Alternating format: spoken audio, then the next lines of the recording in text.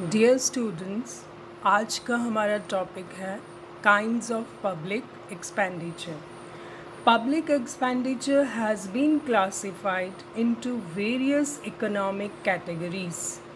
Classification of public expenditure refers to the systematic arrangement of different types of state expenditure on some specified economic basis. किसी न किसी logical basis पर इनका classification किया गया है. इसकी आवश्यकता क्यों पड़ी? पब्लिक एक्सपेंडिचर की को क्यों क्लासिफाई किया गया है? ताकि हम उसकी नेचर, उसकी प्रकृति और उसके प्रभाव को समझ सकें. सबसे पहला जो क्लासिफिकेशन किया गया है वो है revenue expenditure and capital expenditure. What is revenue expenditure? It is current or consumption expenditure incurred on civil administration such as police, judiciary, defense, public health and education by the government. It is of recurrent type which is incurred year after year and it does not result in creation of assets. हम इसे हिंदी में राजस्व व्यय कहते हैं. इसके अंतर्गत वो मदें आती हैं जिसमें सरकार का अपना रख रखाव, कर्मियों का वेतन तथा भत्ते और भवनों की देखरेख पर सरकार खर्च करती है. इस तरह की जो राशि है वो राजस्व में शामिल होती है. दैनिक खर्चे जो सरकार के होते हैं उसकी एंट्री हम रेवेन्यू एक्सपेंडिचर के थ्रू करते हैं.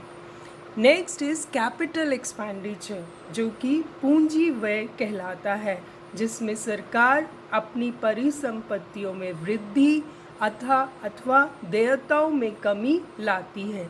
सभी प्रकार की निवेश की राशियाँ, पुराने ऋणों का भुगतान, अन्य प्रकार की राशियाँ जो पूंजी निर्माण के लिए उपयोग की गई हैं वो सब पूंजी व्यय का हिस्सा हैं. It includes all the capital transactions. It is non recurring type.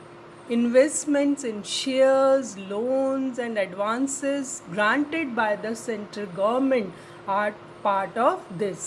बहुत सारे लोन्स होते हैं जो सेंट्रल गवर्नमेंट स्टेट को देती है या डिफरेंट दूसरी कंट्रीज़ को देती है, उसका भी लेखा जोखा कैपिटल एक्सपेंडिचर में रहता है. It also includes expenditure on buildings, multi-purpose river projects, highways, steel plants and buying of machinery and equipment. Investment purpose से सरकार बहुत सारी मशीनरीज जो कि हैवी इन्वेस्टमेंट के तौर पर खरीदी जाती हैं, इक्विपमेंट, वो सब भी इसी मद के तहत पूंजी व्यय में ही इंक्लूड किया जाता है. तो पहला क्लासिफिकेशन हुआ revenue expenditure and capital expenditure. Next जो है वो हम करते हैं developmental expenditure and non developmental expenditure. Developmental expenditure क्या होता है? The expenditure of the government that promotes economic growth. Expenditure on irrigation projects, flood control measures या transports and communications, investment on industry, इसको हम डेवलपमेंटल एक्सपेंडिचर कहते हैं. हिंदी में अगर हम कहें तो विकास कार्यों पर जो खर्चा होता है उसे हम डेवलपमेंटल एक्सपेंडिचर के तहत पढ़ते हैं. इसमें वह कार्य शामिल होते हैं जो अर्थव्यवस्था के विकास और समृद्धि के लिए आवश्यक हैं. इससे क्या होता है? राष्ट्रीय आय बढ़ाने में मदद मिलती है, लोगों के रहन सहन में भी सुधार होता है. यहाँ point to be noted is that expenditure on health and education also comes under it. पहले हेल्थ और एजुकेशन को नॉन डेवलपमेंटल एक्सपेंडिचर में इंक्लूड किया जाता था, बट अब ऐसा माना जाता है कि जितना एक्सपेंडिचर हेल्थ एंड एजुकेशन पर होता है उससे उससे ह्यूमन कैपिटल फॉर्मेशन होता है, इसलिए इसे भी डेवलपमेंटल एक्सपेंडिचर का हिस्सा माना गया है। Next is non developmental expenditure. इसमें कौन सी कैटेगरी आती है? These are the expenditures on the obligatory duties of the government. ये ऐसी ड्यूटीज़ पर खर्चा है जो कि मैंडेटरी है। सरकार को public administration, maintaining law and order and public utility services पे जो खर्चा होता है वो नॉन डेवलपमेंटल एक्सपेंडिचर कहलाता है। इंटरेस्ट ऑन पब्लिक डेब्ट is also included in this category. Remember, I repeat, interest on public डेब्ट is also included in this category. वो नॉन डेवलपमेंटल एक्सपेंडिचर कहलाता है क्योंकि ब्याज जो होता है वो कोई विकास में मदद नहीं करता, ऐसा माना जाता है। और इस तरह के छोटे जो क्वेश्चंस हैं ये आपके नेट और कॉम्पिटिटिव एग्ज़ाम्स में आते हैं कि इंटरेस्ट ऑन पब्लिक डेब्ट is whether included in developmental expenditure और नॉन डेवलपमेंटल एक्सपेंडिचर। तो आपने इन दोनों में डिफ्रेंशिएट करना देखा। नेक्स्ट कैटेगरी है transfer payments and non transfer payments. Transfer payments कौन सी होती हैं? Transfer payments refers to those kinds of expenditure against which there is no corresponding transfer of real resources such as goods and services. Expenditure incurred on old age pensions, unemployment allowances, sickness benefits, interest on public debt during a year are examples of transfer payments. ऐसी मदों पर किया गया व्यय जिसका कोई प्रतिफल प्राप्त नहीं होता।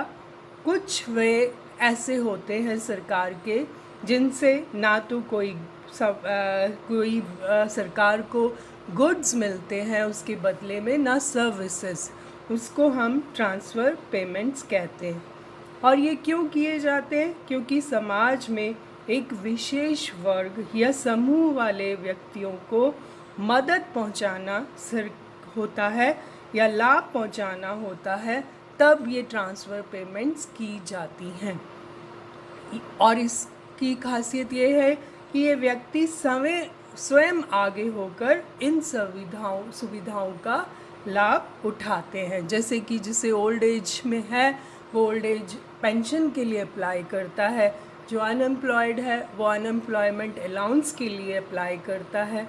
तो people come forward for these benefits, उनको खुद आकर अप्लाई करना पड़ता है। लेकिन in case of non transfer payments, the expenditure incurred or buying or using goods and services, in this case the government receives goods or services। ये जो इस मद के तहत जो भी खर्चा होता है उसके बदले में सरकार को या तो सेवाएं मिलती हैं या गुड्स मिलते हैं। For example, the expenditure on defence, education, health are this kind of expenditure. कैसे? जब सरकार सैलरीज देती है तो उन्हें सर्विसेज मिलती है, टीचर्स की, डॉक्टर्स की, जजेस की, आर्मी पीपल की। तो ये जो है नॉन ट्रांसफ़र पेमेंट्स के तहत आता है। इसी में हम इंक्लूड करते हैं investment expenditure of the government, because उसके बदले भी उन्हें कैपिटल गुड्स मिलती हैं। सो आज आपने देखा कि हम पब्लिक एक्सपेंडिचर को कितनी कैटेगरीज में डिवाइड कर सकते हैं। Now you can differentiate between these categories. Thank you so much.